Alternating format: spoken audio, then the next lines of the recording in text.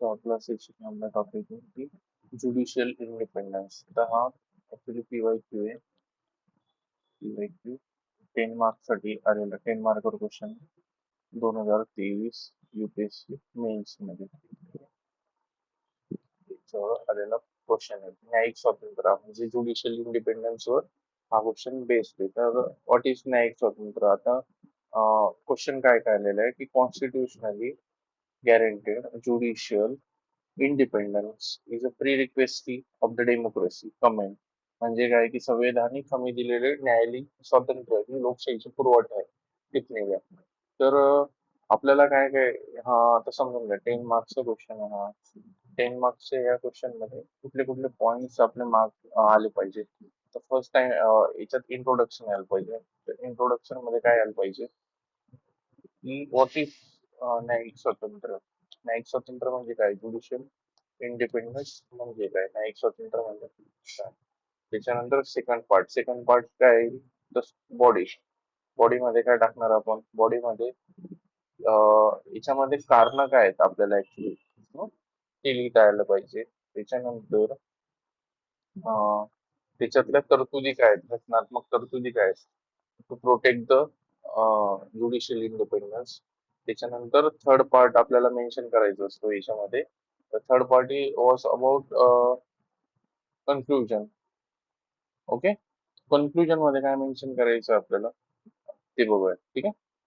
आता first of all आपल्याला introduction मध्ये काय द्यायचंय की घटनात्मकरित्या व्हॉट इज ज्युडिशियल इंडिपेंडन्स म्हणजे न्यायिक स्वातंत्र्य काय. तर घटनात्मकरित्या हमी दिलेले न्यायिक स्वातंत्र्य म्हणजे न्यायव्यवस्थेची स्वायत्तता आणि निपक्षपातीपणा, जे इतर सरकारी शाखा किंवा कोणत्याही बाह्य शक्तीच्या हस्तक्षेपाशिवाय कार्य करते याची खात्री करते. ठीक आहे.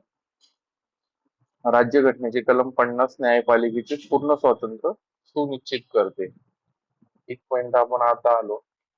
त्याच्यानंतर आपल्याला काय काय त्याच्यानंतर आपल्याला काय काय मेन्शन करायचंय, तर आपला पुढचा पार्ट असला पाहिजे about the body, body of the sensor. आता 10 मार्क्स मधला आपले हा इंट्रोडक्शन पार्ट आपला कम्प्लीट झाला. ठीक आहे, इंट्रोडक्शन कम्प्लीटेड. ठीक आहे.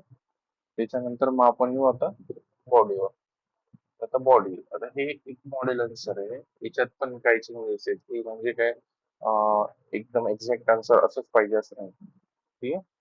तर बॉडीमध्ये काय आहे की न्यायिक स्वातंत्र्याची घटनात्मक हमी ही लोकशाहीची पूर्व आवश्यकता आहे. याची कारणे का आवश्यकता आहे न्यायिक स्वातंत्र्याची घटनात्मक हमी ही लोकशाहीची पूर्व आवश्यकता काय आहे, तर याचा विचार केला असता तर तिची कारणे काय काय आहेत. तर कारणांमध्ये काय, अधिकाराचे पृथक्करण, त्याच्यानंतर कायद्याचे नियम, सार्वजनिक विश्वास, बहुसंख्यवाद संरक्षण, न्यायिक निर्णय आदर आणि सुसंगता. ही कारणे आहेत की ही कारणे आहेत की ज्यामुळे आपल्याला काय करायचंय की न्यायिक स्वातंत्र्याची घटनात्मक हमी आपल्याला काय इम्पॉर्टंट आहे ते त्याच्या मागची कारणे आहेत. मग आपण डिस्क्रिप्शन बघूया. तर याच्यात काय म्हटलेलं आहे, अधिकाराचं पृथक्करण. आता अधिकाराचं पृथक्करण करताना काय की कार्यपालिका आणि न्यायपालिका खूप शक्तिशाली जर झाल्या तर नागरिकांच्या हक्कांचे आणि प्रतिष्ठेचे उल्लंघन होण्याचा काय असतो धोका. हं? अधिकाराचे पृथक्करण करतोय आपण की कार्यपालिका आणि न्यायपालिका खूप आपण कार्यपालिका वेगळ्या आहे, न्यायपालिका वेगळ्या आहे. तर त्या वेगळ्या केल्यानंतर त्यांच्या हक्काचे आणि सामान्य नागरिकांच्या हक्काचे आणि प्रतिष्ठेचे उल्लंघन होण्यापासून रोखण्यासाठी न्यायिक स्वातंत्र्य आवश्यक आहे. तर हा पहिला रोल आहे कशाचा, ज्युडिशियल इंडिपेंडन्सचा पहिला रोल हा. ठीक आहे. त्याच्यानंतर कायद्याचे नियम. कायद्याचे नियम काय आहे, तर कुठल्याही राजकीय प्रभावाला बळी न पडता कायद्यांचा निपक्षपातीपणे वापर आणि विवादाचे निवाडे आवश्यक आहेत. म्हणजे कुठल्याही राजकीय प्रभावाला बळी न पडता कायद्याचा निपक्षपाती वापर करण्यासाठी आपल्याला ज्युडिशियल इंडिपेंडन्सची गरज पडते. त्याच्यानंतर सार्वजनिक विश्वास. जर आता समजून घ्या समजा जर ज्युडिशियल इंडिपेंडन्स असला नागरिकांचा कायदेशीर व्यवस्था आणि लोकशाही संस्कार विश्वास राहणार नाही. तो विश्वास राहण्यासाठी काय आवश्यक आहे, ज्युडिशियल इंडिपेंडन्स. ठीक आहे.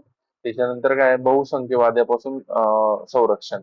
म्हणजे काय होईल माहितीये का, ज्युडिशियल इंडिपेंडन्स नसेल तर कदाचित असं होऊ शकतं की जे अल्पसंख्याक आहे त्यांच्यावर अन्याय वगैरे होऊ शकतो. तर त्या अल्पसंख्याक नागरिकांचे संरक्षण करण्याची मुभा ज्युडिशियल इंडिपेंडन्समुळे मिळते. त्याच्यानंतर न्यायिक निर्णयाचा आदर. हं? नंतर सुसंगता. न्यायिक स्वातंत्र्यामुळे काय भेटते आपल्याला? सुसंगता मिळते. न्यायिक स्वातंत्र्य जर असेल तर समजा आता एखादी सिस्टीम आहे, त्या सिस्टीम मधल्या यंत्रणा किरकिऱ्या झालेल्या आहेत, तर त्या यंत्रणा सुसंगत राहण्यासाठी न्यायिक स्वातंत्र्याची गरज आहे. त्याच्यानंतर भारतीय संविधान न्यायिक, आता आपला हा बॉडी पार्ट झाला. आता याच्यात एक गोष्ट मिसिंग आहे की याच्यात आपण काय काय तरतुदी केलेल्या आहेत ऍक्च्युली.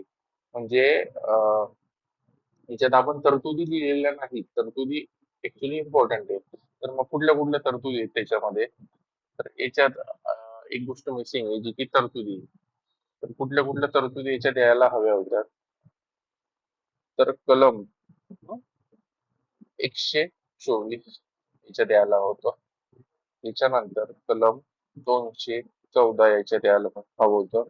त्याच्यानंतर कलम 215 आणि कलम 200, आपला कलम 50, ही एवढी कलम त्याच्यात यायला हवी होती. आणि इतरही त्याच्यामध्ये मग आपण बघितलं तर 125, 211, 221 सॉरी, ही कलम कशाशी निगडीत आहे? पगार आणि भत्त्यांशी निगडीत आहे. तर ही कलम त्याच्यात हवी होती. त्याच्यानंतर कलम 50 मध्ये काय माहिती का? तर कलम 50 मध्ये कार्यपालिकेपासून न्यायपालिकेचे पृथक्करण, सेपरेशन. त्याच्यानंतर कलम 215 आणि 214 याच्यात काय येतं? उच्च न्यायालय, त्या त्या राज्यातले उच्च न्यायालय. ठीक आहे. त्याच्यानंतर कलम 124 कशाशी निगडीत आहे? सर्वोच्च न्यायालयाच्या न्यायाधीशाशी, नियुक्तीशी निगडीत आहे. ठीक आहे. तर ही त्यांच्यात अंतर्भूत पाहिजे होती ऍक्च्युली.